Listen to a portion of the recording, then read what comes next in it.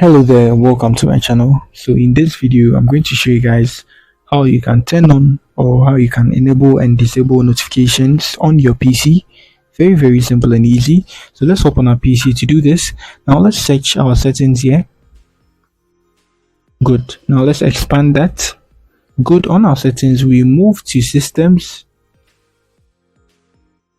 So here we move to notifications and actions here.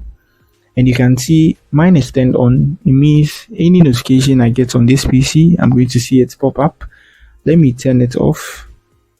So if you are doing some work and you need no distractions from any apps or program on your PC, you can turn this off like this.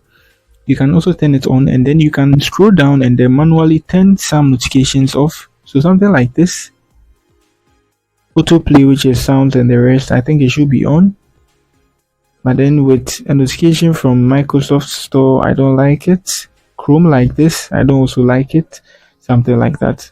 So you can manually turn some apps off. So if you install a program and then they need access to your notification, they are going to appear here. That's it. So you can turn them on and then turn them off as well.